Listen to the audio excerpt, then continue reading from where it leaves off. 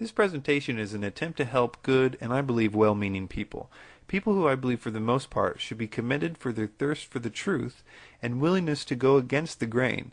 But they are also people that I feel have been deceived and led into a type of religious bondage by false brothers similar to that of the Galatians in the Bible.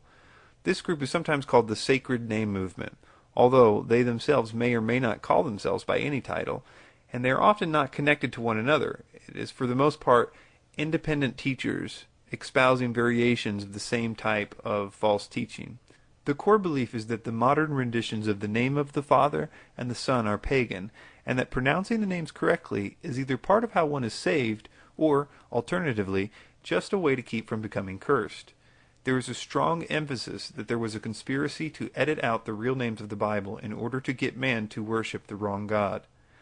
I will list a few of the topics that I will be discussing. Baal, the name or shame of God, the Tetragrammaton. Is Jesus connected to Zeus? Is Zeus or Dios connected to Zeus? How did we get the name Jesus? What is the true pronunciation of Jesus? Are we calling on pagan gods when we call on the modern names of God and Jesus? Does Krishna equal Christ? Where does the word Jehovah come from? What does the Bible say about saying the original Hebrew names? So let's begin with the topic of Baal, because it's something that almost all the sacred namers mention first. The main argument over the use of the sacred name usually goes something like this. The Hebrew words Baal and Adonai mean Lord. Baal and Adonai are also pagan gods of Phoenicia. Therefore, to use the English word Lord in reference to God is blasphemy. Now, if that logic is correct, then we should also argue this way. Molech means king. Molech is a pagan god of the Moabites. Therefore, to use king in reference to God is blasphemy. Another example would be Diana. Diana means divine. Diana was a pagan goddess of the Ephesians and many others. Therefore, to use divine in reference to God would also be blasphemy. You see, these common and general words only became proper nouns over much time. But that did not stop the common word from being a valid word to use. The faulty logic is in the presumption that if a false religion commonly used a title in reference to a false god, then this somehow taints that word and makes it blasphemy to use for the one true God. As validation for their position, the sacred namers showed that the God of the Bible calls himself by the Hebrew word Baal on a few occasions. There are a few key Bible verses that are commonly brought up on this point. So let's look at a few of the main ones in detail. Let's start with Hosea 2, verses 16 and 17. And it shall be at that day, saith the Lord, that thou shalt call me Ish, and shalt call me no more Baali, for I will take away the names of Baalim out of her mouth, and they shall no more be remembered by their name. This is taken out of context to mean that there will be a day when God will reteach them the correct way to pronounce his proper name, and he will stop them from speaking the false names of God, which they believe mean Baal. It's actually kind of a shame that the sacred name teachers have more or less stolen the depth and beauty of this verse from their students by simply reading it out of context and then quickly giving an interpretation like the one that I just gave. It is no coincidence that the term Ish in this verse means my husband, and that Baali, which is a form of Baal, means my lord or my master. It is no coincidence because this entire chapter is talking about marriage. In fact, the whole book of Hosea is about marriage in a sense, and so is this verse. This is a good time to introduce you to the 20-20 rule. It basically means that you should read 20 verses before and 20 verses after a particular verse to get the context so that you understand what the scripture is talking about. In the book of Hosea, Hosea was directed by God to marry a prostitute, which he did. The prostitute kept sleeping around with other men, even after they were married. And Hosea was surprised when God told him after that to go get her and bring her back into his house and love her and remain married to her despite her unfaithfulness to him. Marriage here is symbolic of the covenantal relationship between God and Israel. Israel has been unfaithful to God by following other gods and breaking his commandments. So Israel is symbolized by a harlot who violates the obligations of marriage to her husband, But Hosea represents God and his grace and mercy to the rebellious Israel, and how he keeps bringing her back despite its unfaithfulness. The first part of this chapter is explaining the many transgressions of the symbolic wife, Israel, and how she worshipped other gods, including Baal, and offered sacrifices to him. It talks of what the wife deserves for this adultery. But then, in the 2 verses before these verses that we just read, God, in his grace, begins to call her back to him. The 2 verses before this say, "Therefore, behold, I will allure her, and bring her into the wilderness, and speak comfortably unto her. And I will give her vineyards from thence, and the valley of Anchor for a door of hope. And she shall sing as in the days of her youth, as in the day when she came up out of the land of Egypt." So, even after a long talk of her unfaithfulness and idolatry, God says he will make their relationship like it was after Egypt, when she was faithful. And then we have the passage in question, which says, "And it shall be at that day, saith the Lord, that thou shalt call me Ish, and shalt call me no more Baali. For I will take away the names of Baalim out of her mouth, and they shall no more be remembered by their name." The Hebrew words Ish and Baal, the root of Baali, are both translated by the English word husband in other places in the Bible. Ish is a very interesting word, which we will look at in more detail later, but it is translated as husband in 69 verses, while Baal is translated as husband in only 3 verses. The connotation is that Ish is like a relational husband, and Baal is a lord or master over his wife. God is saying in this verse that in the future there will be a different relationship between him and his people, and they will call him husband instead of a type of master, and they will be a family, not a type of slave. The fascinating part about this is that the prophet Jeremiah was also told by God to make this exact same prophecy. Also realize as I read it that in verse 32, it's one of the other 3 places in the Bible where the word Baal is translated as husband, and that's not a coincidence. "Behold, the days come, saith the Lord, that I will make a new covenant with the house of Israel and with the house of Judah, not according to the covenant that I made with their fathers in the day that I took them by the hand to bring them out of the land of Egypt, which my covenant they break, although I was an husband unto them, saith the Lord.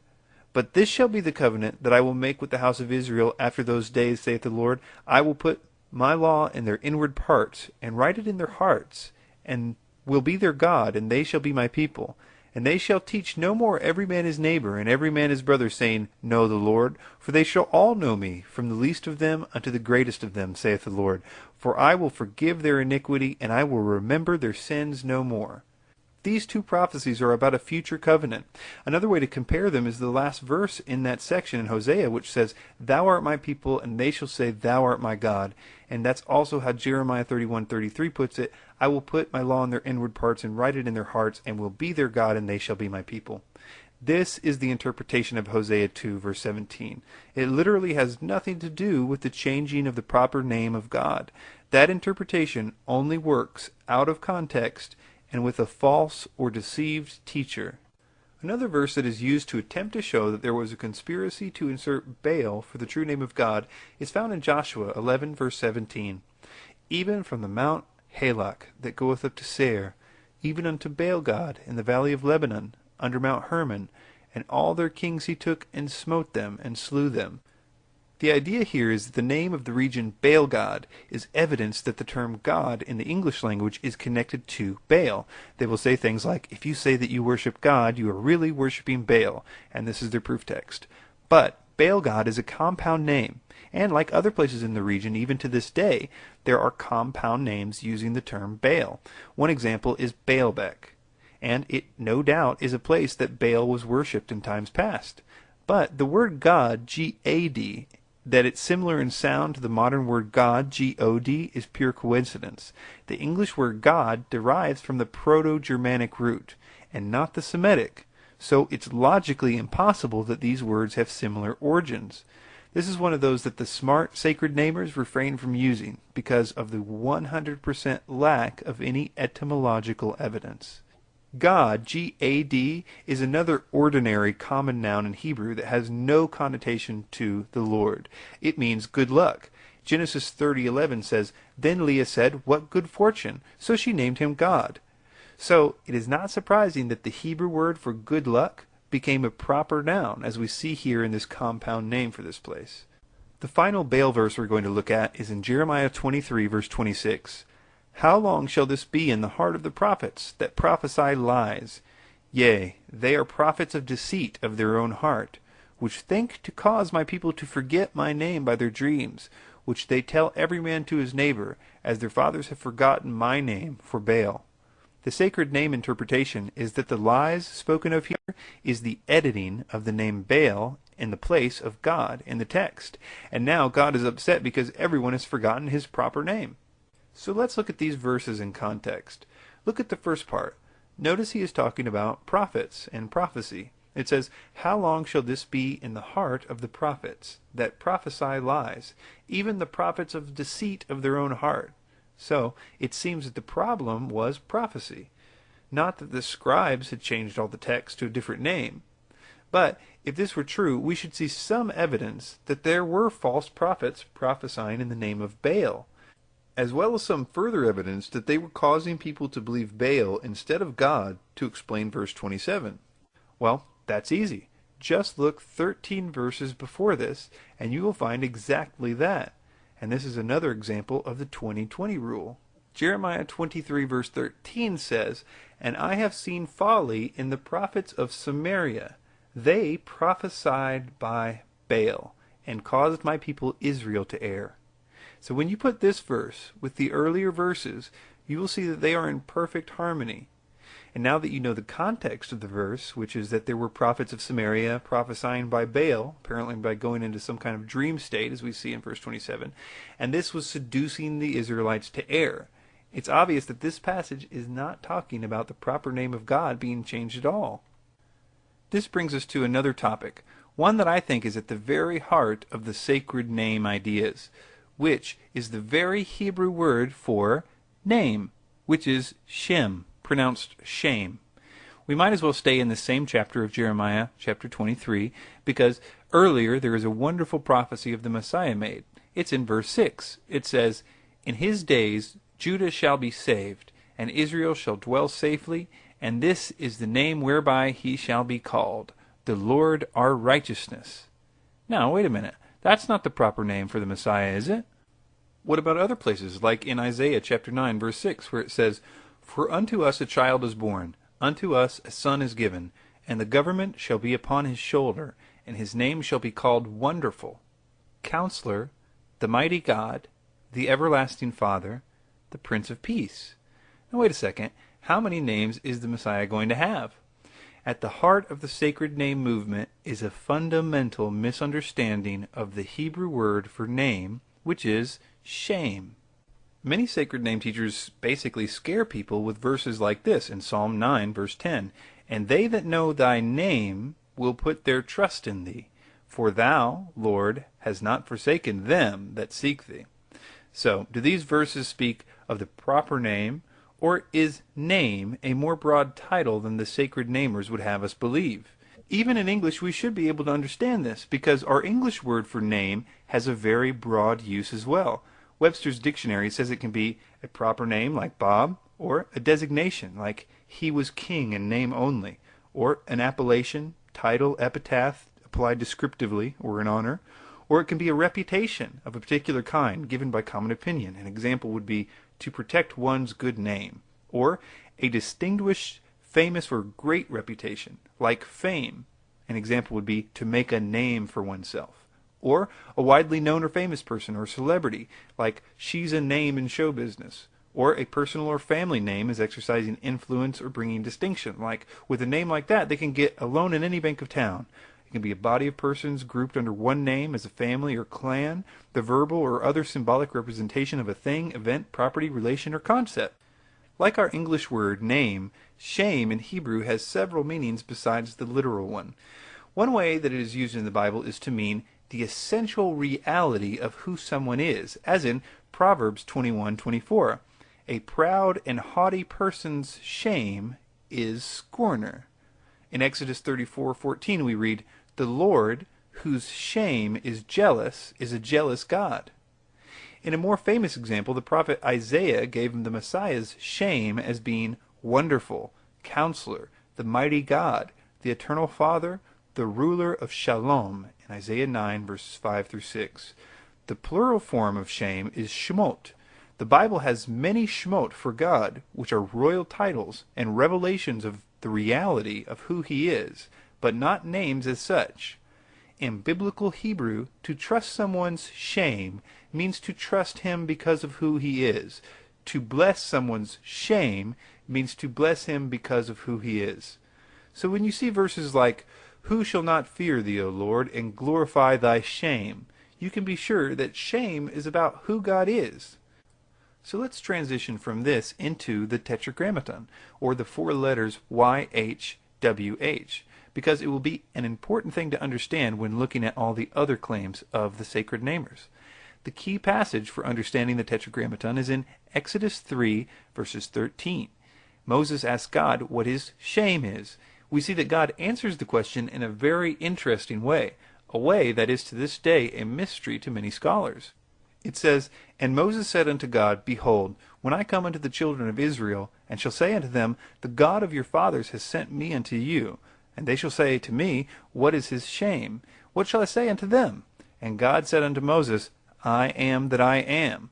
And he said, Thus shalt thou say unto the children of Israel, I am has sent me unto you." The Hebrew words for I am that I am is Haya Asher Haya, and the word Haya is the short version meaning only to be, or in this tense, I am. It is most often translated in the Bible as some form of the verb to be. An example would be in Genesis 44, verse 24. It says, "And it came to pass, when he came up unto the servant, my father, we told him the words of the Lord." The words, "and it came to pass," is the single Hebrew word for Haya, or to be. Yahweh and Haya, or Eya, are both from the same verb, Haya in biblical Hebrew. It's spelled Hawa in earlier Hebrew. By the way, the Hawa root does show up in the biblical Hebrew as well, but it is more common in the Aramaic portions. Yahweh is the third masculine singular form, probably in the Hifl stem. Eya, or Haya, is the first common singular in the Qal stem. Yahweh would mean he who causes to be, and Eya, or Haya, would mean I am. So, Yahweh is in most places the third person masculine singular conjugation of the root Haya. This is the tense you would use if you were referring to God, as opposed to God referring to himself, because God's name is a verb. It's kind of like in English. If I said, my name is I am that I am, other people would refer to me as he is who he is. Keep in mind that this is much too simplistic of an example considering the intricacies of this verb, but you get the idea. There is a sect of sacred namers that say that Haya or Eya is the only true name of God, and that the YHWH, or the Tetragrammaton, is a Kabbalistic forgery. Now this is of course ridiculous because the Kabbalah is based on Rabbinic Judaism, and the Tetragrammaton predates that by hundreds of years, so that's impossible. The reason they think this is very basic. That is because they appear to be different words. But that totally disregards the fact that Hebrew grammar is the reason why it is rendered YHWH in the third person. I emailed one of the premier scholars of ancient Hebrew alive today, and his response to this question was as follows. When God reveals the covenant name, he says his name is I am that I am. This is the first singular form of Haya. Nothing else it can be. Yahweh is the same root, just a third person grammatically in a different stem. So what is this mysterious word in this mysterious tense called the Tetragrammaton? The term Tetragrammaton comes from the Greek meaning a word having four letters. It refers to the Hebrew name of the God of Israel. These four letters are usually transliterated from Hebrew as IHVH in Latin, JHWH in German, French, and Dutch, and JHVH or YHWH in other languages. The original pronunciation of the Tetragrammaton is difficult to be determined with absolute certainty. The reason is partially because the correct pronunciation has been lost to history due to a fear of breaking the commandment of taking the Lord's name in vain, because the late Jewish culture only allowed the high priest to say it. You can look over Hebrew scholarly literature to find the grammatical reasons that there is a lot of speculation on how to pronounce it, but I will simply say that it is a very difficult thing to know with certainty. Which makes me very sad to see all the teachers of the Sacred Name Movement have their dozens of variations of the pronunciation of the Tetragrammaton, each one saying that God will send people to hell if they don't choose the one that they have come up with based on their particular method. Now, I'm not going to try to tell you the true pronunciation of the Tetragrammaton in this presentation, even though I think I have a good idea. I think it would be presumptuous of me to think that if all the Hebrew scholars combined aren't sure about its pronunciation, that I somehow could figure it out beyond any doubt with my research. I hope to give you something much better than that by the end of this presentation, though, and that is the shame of God and freedom from bondage. There are pronunciations that I can be relatively certain are not the correct pronunciations of the Tetragrammaton. One of those that I feel I should mention is Jehovah. It was probably first used by Raymond Marty, who was a 13th century Catechin Dominican friar and theologian, so it's a pretty recent thing. In early Bible translations, when the Reformers started to translate the Bible into their own languages, despite the Catholic Church's opposition and persecutions, William Tyndale was the first to translate considerable parts of the Bible into English. Tyndale spelled the name of God Yehovah. We will look at how he came up with that name in a moment, but because he published in Germany, the German version would transliterate the letter I as J, because in Germany, when they wanted to say the yes sound, they most often used the letter J. Later on, as people read this German translation, they pronounced it differently because, for instance, the French looked at the same letter and pronounced it with a hard J sound, and the English speakers adopted the French practice. The name Jehovah then appeared in all early Protestant Bibles in English, except Coverdale's translation in 1535. The name Jehovah appeared in John Rogers's Matthew Bible in 1537, the Great Bible of 1539, the Geneva Bible of 1560, the Bishop's Bible of 1568, and the King James Version of 1611. More recently, it has been used in the Revised Version of 1885, the American Standard Version of 1901, and the latest one was the New World Translation of the Holy Scriptures of the Jehovah's Witnesses in 1961. Notice that there are no modern translations on the list that uses Jehovah other than the Jehovah's Witnesses New World Translation. Most other modern translations have stopped rendering the name Jehovah. The reason is because the reason the early scholars believed it to be the correct pronunciation is now known to be false. It was not a conspiracy, but an honest mistake. Let's look at it. Some of you are aware that the written Hebrew does not have vowels, which were not needed because for much of its history, Hebrew tradition was passed down orally, and so were the correct pronunciations. Then, over time, as the pronunciations were lost to history, as the language was starting to die out after the diaspora, there was a system of adding vowels created to help modern speakers pronounce the words. This was done by using several dots and other marks that were supposed to signify that you were to use a certain vowel sound when pronouncing the consonants. This was developed in the 13th century by the Masoretes or Masoretes, a family of Jewish scribes. It was important to note that it is unlikely that the Masoretes even knew the correct pronunciation of the Tetragrammaton.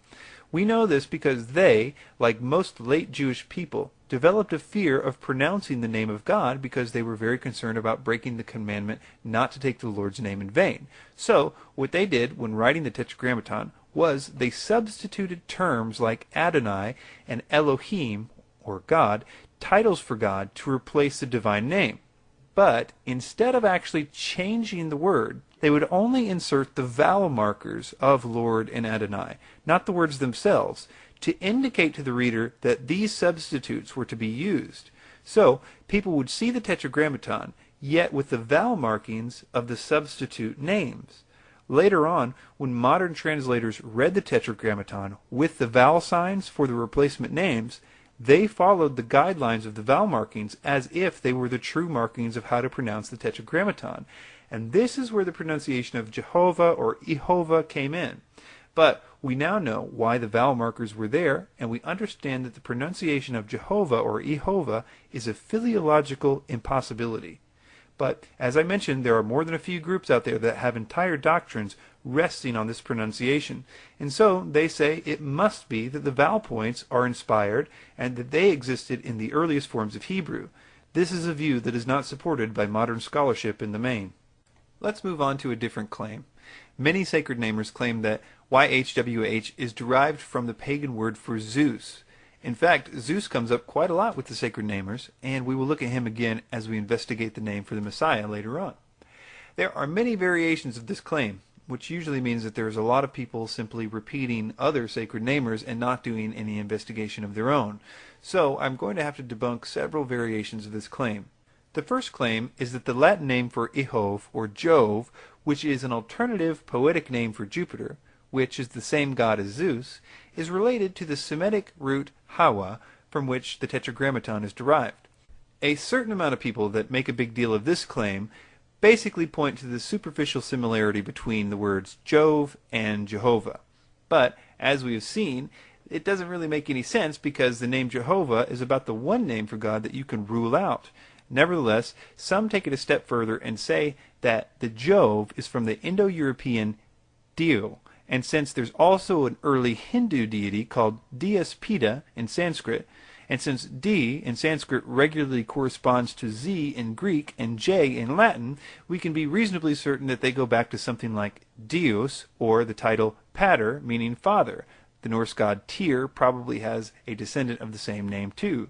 However, it's impossible that Yahweh is related because unlike Greek, Latin, Sanskrit, and Old Norse, which are Indo-European languages, Hebrew is from the completely unrelated Semitic language family. It's basically a coincidence, and I might submit, not even a particularly profound one. The other claim about Zeus is that it has connotations to Deus, the generic Latin word for God. This one is actually more or less correct, and it's actually one of my favorite claims because people show that the word Deus and Zeus are connected, and they act as if people thought that Deus, or deity, was a name only intended for the one true God, when in fact even the Latin dictionaries say that it's a general term for deity. The Bible in several places refers to other deity. Although they are created by God and lesser than Him, He still gives them titles as gods, or Elohim. In the same way, having a general word for God and gods is natural in many languages, and they derive from all kinds of places. People say that we shouldn't call God, God, but I would say that they are missing the obvious point, which is that it's a noun. It's like saying, the Most High is the one true God, or Baal was a wicked and pathetic God. It's simply a descriptive tool that we have in the English language. Now let's look at the name of the Messiah. Sacred namers will say that using the name Jesus is pagan, or if you use it, you're calling on pagan gods. Is this true? To start off, I will debunk the idea that there is a connection between Jesus and Zeus. This one has become really popular on the internet, but you should know if you believe this that even the majority of the sacred namers don't believe this. They reject it because there's a complete lack of etymological evidence and that people often call them out on this. So here's one quote from a sacred namer website about the Jesus-Zeus connection. It says, "We have never used the argument that Jesus is somehow a compound of Jesus, Zeus being the chief god of the Greek pantheon, although there is a certain and extreme degree of assonance, which is the core of the art of transliteration, with the Jesus word. We have never pursued that possibility to any extent since it is totally irrelevant." We know exactly where the name Isis came from. It was a natural Greek way of rendering the Hebrew Aramaic name Yeshua at least 2 centuries before his birth. And it is the form of the name found in more than 5,000 Greek manuscripts of the New Testament.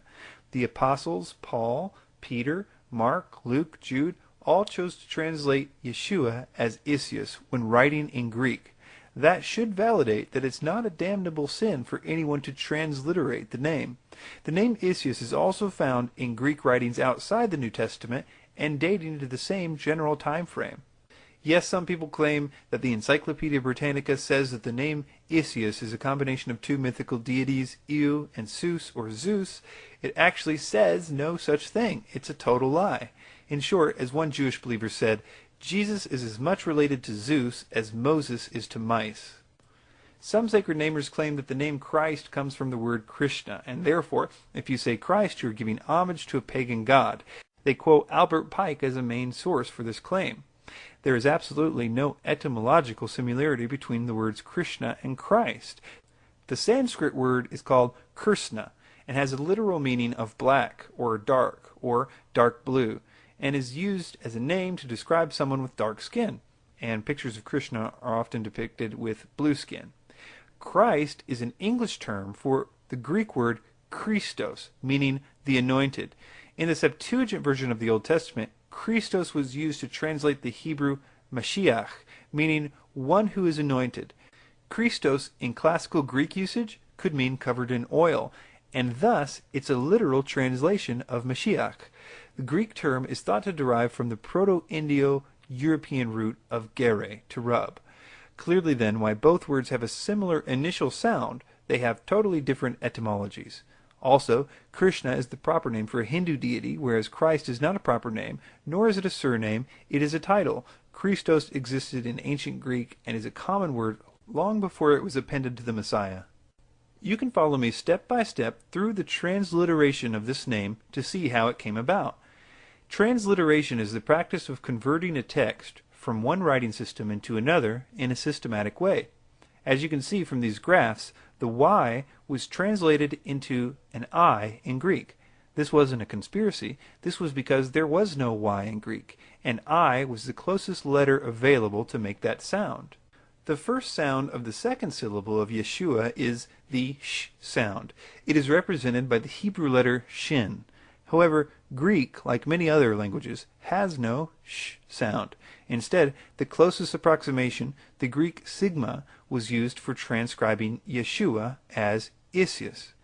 The final sigma, or S, added at the end of Isius occurs in the standard transliteration of the proper masculine noun from Hebrew to Greek. Greek nouns and names almost always have case endings. The same is true for names like Nicodemus or Judas, Lazarus, and others. The sigma, or S, is added at the end of the word to distinguish that the name is the masculine form. It also makes the name declinable. If you notice that the word Isius is rendered in the genitive form as Isio, you'll notice that there is no final sigma. So, I hope so far you can see that there is nothing pagan about the name Jesus. So the question is about the J. Why was it added in modern English? Was it a conspiracy? Does the J somehow make the name Jesus pagan? The IA got changed to a JE in order to make it pronounceable for Germans. And we English speakers saw their spelling and pronounced it the way we pronounce J's, which we pretty much got from the early French. It's just how languages develop. It is true that Jesus is not how his disciples or his friends pronounced his name. Two questions then arise. One, well, how was his name pronounced then? And the second one can also apply to the Tetragrammaton, which is, are we supposed to say the Hebrew name to be saved, or is there some extra power or blessing for saying his name in Hebrew? So let's look at the first question, which is, what is the true pronunciation of the Messiah's name? 10 Hebrew leaders had the name Yehoshua. The Aramaic form was Yeshua. The sacred name argument is that the name Jesus is a corruption and should be translated Joshua or Yehoshua. But this does not take into consideration that the Aramaic name for Joshua or Yehoshua was Yeshua. Since Aramaic was the spoken language at the time, he would have been called Yeshua. The name Jesus is the Greek equivalent to Yeshua.